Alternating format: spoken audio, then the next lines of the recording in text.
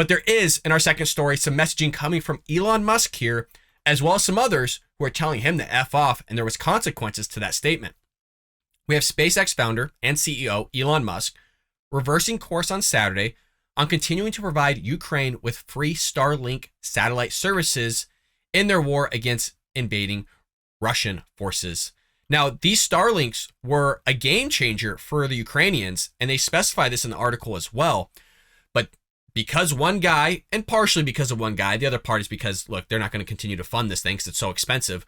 But you tell the guy to F off, he's going to be like, all right, fine, whatever, I'll just F off. So you got to be careful with who you're just throwing out words to, especially the CEO and the guy that's trying to help you out.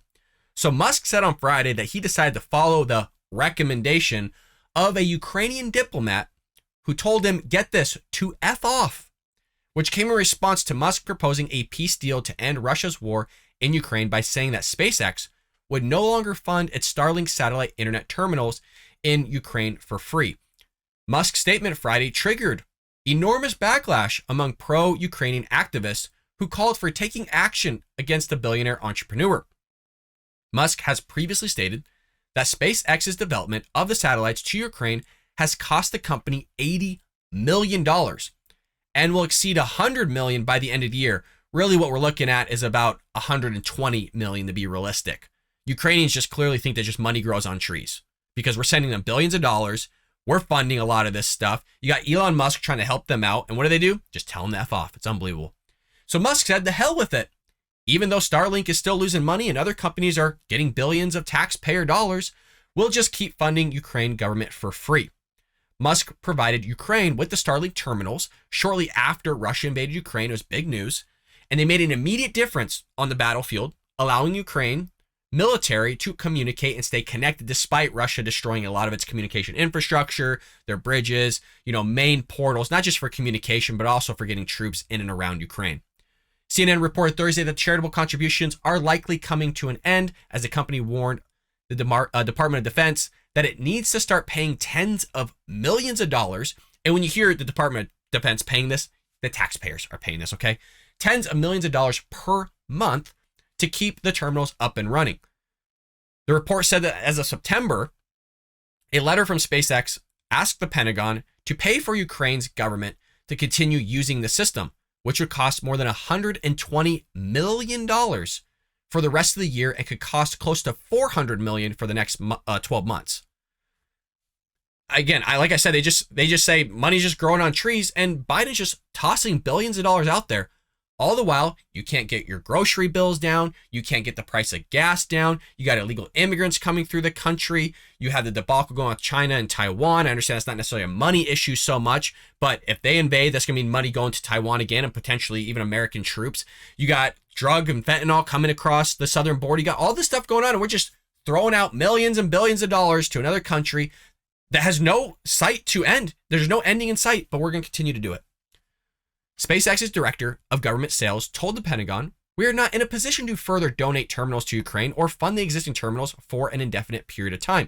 But according to them, they don't understand how money works. They just expect companies to just shell out, taxpayers just to shell out, or government just to shell out, constantly just giving them weapons, money.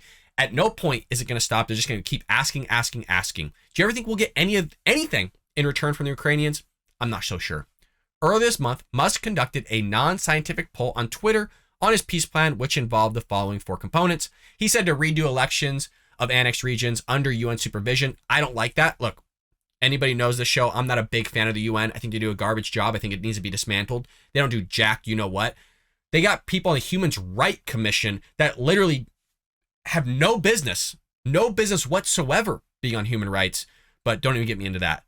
Russia leaves it if it will be the will of the people. You have Crimea, formerly part of Russia, as it has been since 1983 until you have a mistake that was made by the Russian president at the time. Water supply to Crimea assured, and Ukraine remains neutral. I don't think that's going to happen. You just have Ukraine just wanting to join NATO. They just signed the paperwork, so that ain't going to happen. I'm not fully on board with what Musk is trying to propose here, but you have a Ukrainian ambassador that was recently dismissed. This is the ambassador of Germany, Ukraine's ambassador to Germany, to be specific, responded to Musk's proposal by writing F off is my very diplomatic reply to Elon Musk. A Ukrainian journalist responded to Friday's news by writing, Elon Musk Starlink says it can no longer afford to give Ukraine free service and asked the Pentagon to pay for it. Starlink has been a game changer in the war. This comes just days after Ukraine ambassador told Musk to fuck off. Or F off, forgive me. Musk replied, we're just following the recommendation. And he puts this kind of arm shrugging because, look, if you're going to tell me to F off, fine, I'll just F off. I mean, you're adding fuel to the fire. The guy already said he's not going to continue to pay for it. Do you just want the company to take a hit? I mean, this is a constant theme, not just from the Democrats or the progressive left, just constantly wanting corporations to shell out money because they think corporations are just wealthy, they're greedy, capitalism is bad. They don't understand that at some point you're going to run out of money. You can't keep contributing and donating to all this stuff. And now you're telling him to F off, adds fuel to the fire, fine, he'll F off. And at this point, you don't get any connection whatsoever. So good luck with that. And at some point, the money's going to dry up going to Ukraine, where you're going to have people saying, I'm tired of sending money there. We're just all tired. Nothing's happening. We understand you're stable. We understand that in some places you are pushing the Russians back. But look, it's just, who knows when this whole thing's going to end. So that's Elon Musk news. Pulling Starlink out of Ukraine, or at least dismantling the aspect of them being able to make connections to the Starlink internet connection themselves. I hope you enjoyed that clip from the Bald Brad Show. If you did, make sure to hit that subscribe button so you can stay up to date on all our future content.